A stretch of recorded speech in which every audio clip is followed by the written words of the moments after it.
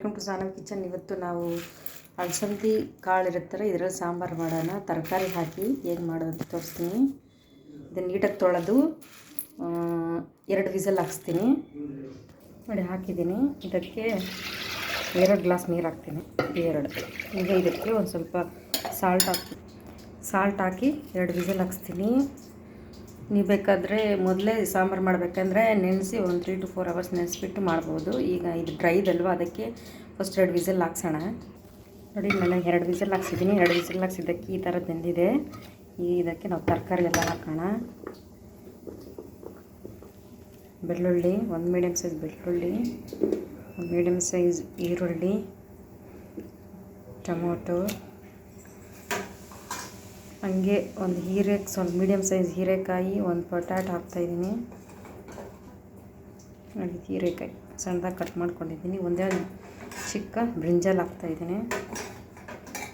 ಬೇರೆ ತರಕಾರಿ ಇದ್ರೂ ಹಾಕ್ಬೋದು, ಚೆನ್ನಾಗಿರುತ್ತೆ. ನಾನು ಈಗ ಈ ತರಕಾರಿ ಹಾಕಿದ್ದೀನಿ. ಹಾಗೆ ಕೊತ್ತಂಬರಿ ಸೊಪ್ಪು, ಹಾಗೆ ಹುಣಸೆಹಣ್ಣು ನೆನೆಸಿಟ್ಟಿದೆ, ಅದನ್ನು ಹಾಕ್ತಾಯಿದ್ದೀನಿ. ಖಾರದ ಪೌಡರ್ 1/2 ಟೇಬಲ್ ಸ್ಪೂನ್ ಹಾಕ್ತಾಯಿದ್ದೀನಿ.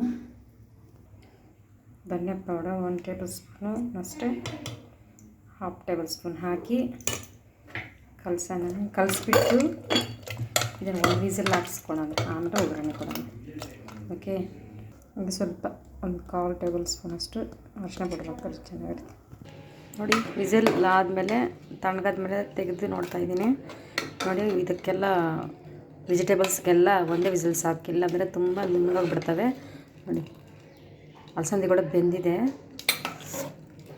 ಇದಕ್ಕೆ ಒಂದು ಸಣ್ಣ ಒಗ್ಗರಣೆ ಕೊಡೋಣ. ಹಂಗೆ ಮೀಡಿಯಮ್ ಫ್ಲೇಮಲ್ಲೇ ಇಟ್ಕೊಂಡು ಇದನ್ನು ಕುದಿಸ್ತಾ ಇರೋಣ.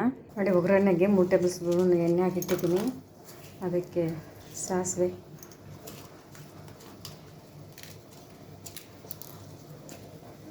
ನೋಡಿ ಹಂಗೆ ಕರಿಬೇವು, ಈರುಳ್ಳಿ, ಹಂಗೆ 1-2 ಮೆಣಸಿನಕಾಯಿ ಸಣ್ಣದಾಗಿ ಹಾಕಿದ್ದೀನಿ. ಒಂದು ಬ್ರೌನ್ ಕಲರ್ ಬರ್ತಂತ ಹುರಿಯೋಣ. ಅದೇ ಸಾಂಬಾರನ್ನ ಕುದಿಸ್ತಾ ಇದ್ದೀನಿ ಒಂದು 10 ನಿಮಿಷ. ಅಯ್ಯೋ ಸ್ವಲ್ಪ ಕೊತ್ತಂಬರಿ ಸೊಪ್ಪು. ನೋಡಿ ಒಗ್ಗರಣೆ ಫ್ರೈ ಆಗಿದೆ. ಇದನ್ನು ನಾವು ಸಾಂಬಾರಿಗೆ ಹಾಕೋಣ. ಅಲಸಂದಿ ಕಾಳು ಸಾಂಬಾರು ರೆಡಿ. ಅನ್ನಗೋ ಇಲ್ಲದ್ರೆ ಮುದ್ದೆಗೆ ಹಾಕ್ಕೊಳ್ತೀನಿ, ಚೆನ್ನಾಗಿರುತ್ತೆ.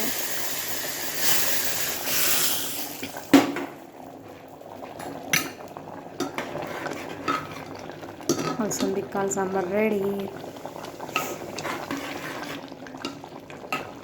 ಹೇಗಿದೆ ನನ್ನ ಸಾಂಬಾರು?